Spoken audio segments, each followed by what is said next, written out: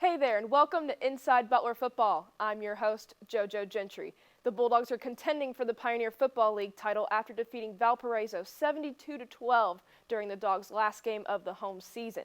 We'll be joined by Butler head football coach Jeff Forrest to talk about last week's game and to take a look at next week's game. Stay with us on Inside Butler Football.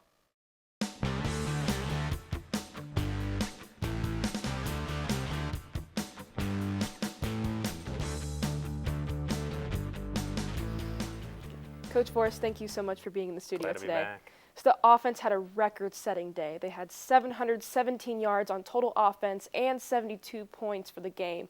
So how was the offense able to accomplish this? Well, I mean, we put a lot of work in throughout the year, and we're pretty healthy. Our staff does a great job. Coach Connor, Coach Smith, Coach Doherty, Coach Dilly do a great job as far as creating a plan. The guys have played together a long time, so that they kind of know where each other's going, and the timing's there and those type of things. So it's really been a work in progress. But Saturday, I think it was a culmination of a great week of preparation, and they played with great emotion. I think senior day helped, rivalry game helped, and it just all came together. It was one of those days that everything just seemed to work out. And Butler held Valpo scoreless in the second half.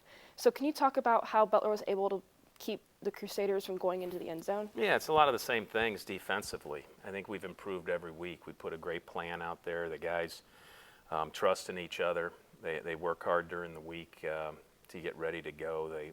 They play with a fire and a passion, and understand that if they do their job, they're going to be okay, get in the right place. And I think the thing that you leave that game with is how the scoreboard didn't dictate our enthusiasm for the game or our effort towards each play. I thought we had a focus about what we were doing, both offensively, defensively, and special teams, and we kept playing. And some of that had to do with that was the last time that group was going to come out of the tunnel and play together, and some of it just had to do with the ball bouncing our way.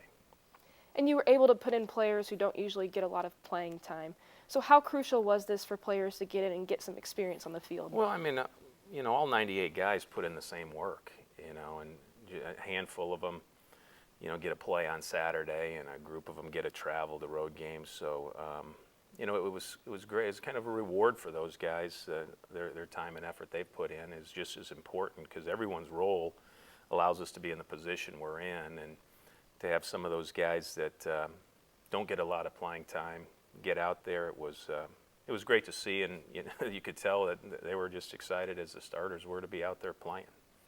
And this was the last game in the Butler Bowl for 19 seniors. So can you talk about how their maturity and their growth has impacted the program? I mean, it's an outstanding group. There's no question, and they're more than football players. They've been a great representative of our program out on campus and in the community. They've taken great pride in being Butler student athletes, and they take great pride in the Butler way and what it represents. And as far as our program goes, a couple of them were part of the 2009 championship, and many of them came the following year on the coattails of that championship. And it's not so much about the championships; it's about developing a culture and a championship program where year in and year out, on the field, in the classroom, in Hinkle, out on campus, guys are doing things the right way and representing the game of football in Butler correctly, and that's what this group has meant. That they've been able to take the 2009 season and kind of elevate our program to just the foundation is strong, because a lot to do with these 19 guys. All right, so Coach, let's take a look at a few highlights. Sure. The first highlight is a sack by senior defensive end Jeremy Stevens. Can you talk about how Jeremy was able to get this sack?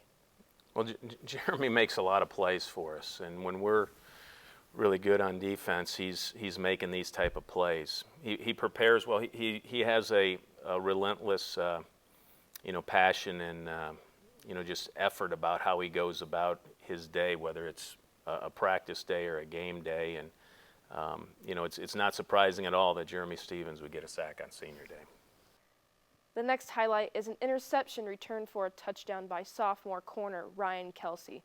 So, Coach, what did Ryan do in order to get this pick six? Well, I mean, first and foremost, he's in the right place.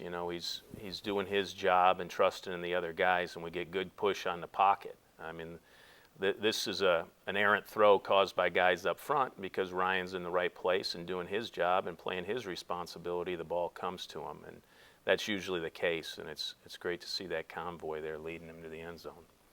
The next highlight is a touchdown run by Rico Watson. What happened here on this play to spark the touchdown run by Rico?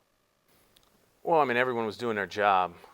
This was late in the game. I think this might have been Lancaster's last drive, and the line does a good job, gets the call right, get a body on a body. Good technique up front. Matt reads it right, and Rico does a great job. He has to split the safeties here as he comes through the line. He does a great job finishing the run. I mean, he's a young player that has a bright future. We're excited about where he goes moving forward. The last play is a touchdown run by redshirt freshman Guy DiBalsamo. This was late in the game when a lot of inexperienced players were able to get in the game. As I said before, it's good for them to get in, to get some playing experience. But how good was it to see them actually score and do well? No, they did a great job on this whole drive. And, these are guys that practice with us all week long. That second line does a great job. I mean, they've had to, in practice during the week, they rotate into different spots, and they've been with us. And Guy doesn't get a lot of reps during practice because of Trey and Rico, but he's always prepared, knows what he's going to do. He makes a great run here. Again, offensive line, gets the call right, gets a body on a body, and Guy ends up bouncing it outside. This is a fourth down run late in the game that ends up bouncing for a touchdown. So you're excited for all those guys in there. Not only this touchdown run, but the entire drive was an outstanding job by that group. Well, Coach, thank you very much for your input. You got it. Anytime. Welcome back to the Get to Know Your Bulldogs section of the show. We bring in upperclassmen to talk about their experiences within the Butler football program. This week we have senior quarterback Matt Lancaster.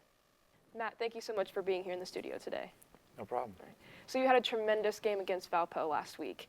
How does it feel knowing that was your last time playing the Butler Bowl as a Bulldog? Honestly, it's a weird feeling, but it hasn't really hit me yet. I think in a few weeks it probably will. We have another game to prepare for, so I haven't gotten emotional yet. And you're from West Lafayette, Indiana. So talk about what it was like to grow up there. I loved it. It was only an hour north of Indianapolis and 2 hours south of Chicago, so it's close to big cities, and it's home to a Big Ten school, and so it's fun to go around on Saturday afternoons to Purdue football games, even though I'm not really a Purdue fan at all. And you're from West Lafayette High School.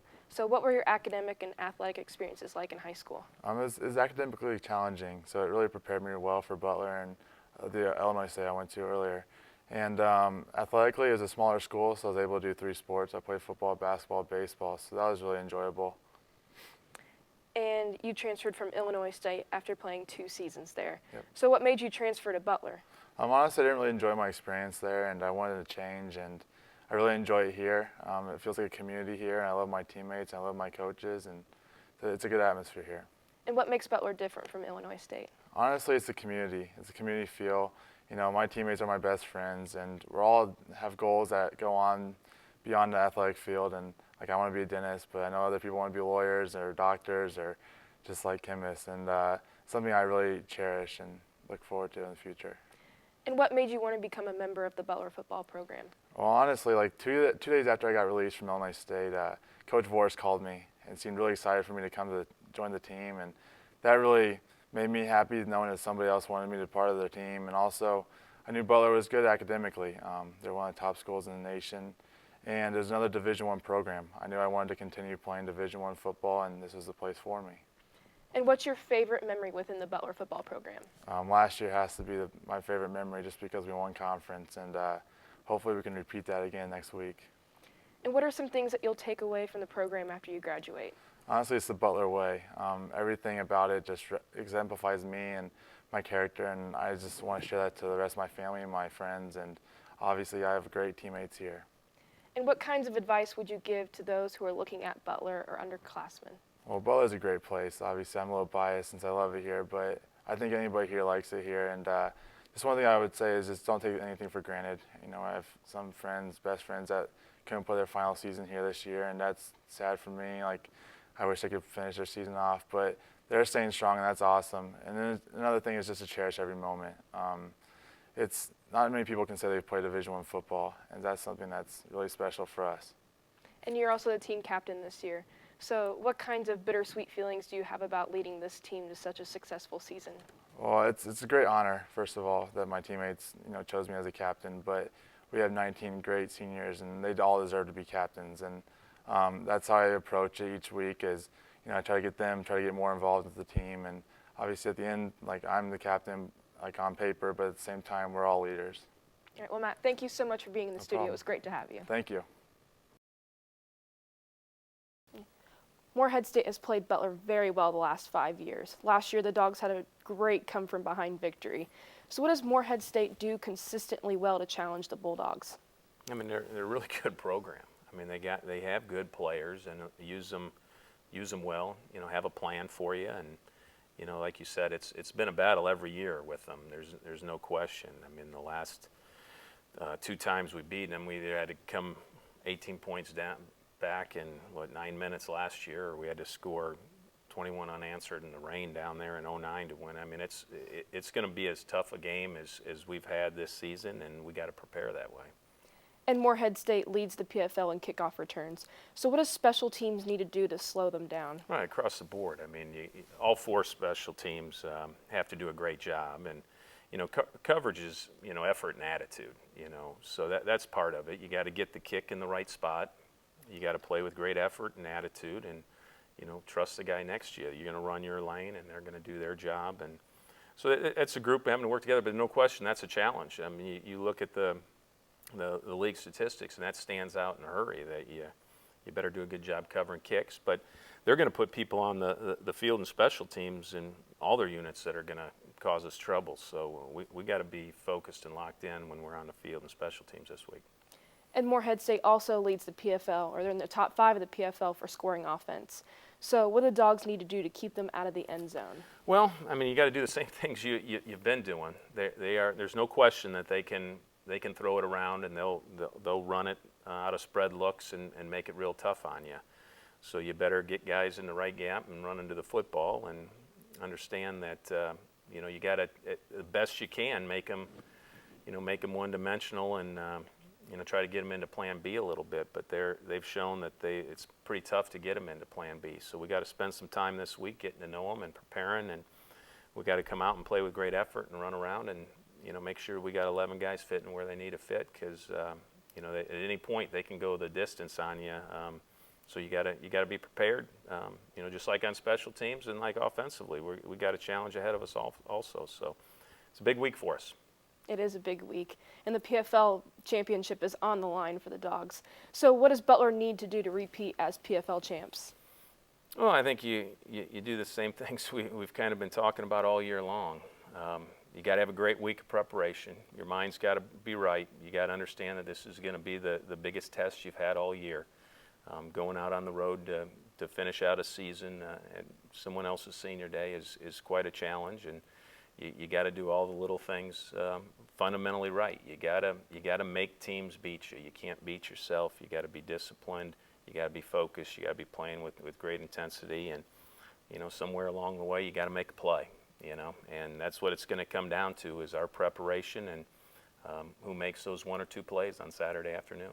All right, well, Coach Vorse, thank you so much for being in the studio today. It's been wonderful being here. And that does it for this week's episode of Inside Butler Football. I'm JoJo Gentry. Have a great week, Bulldog fans.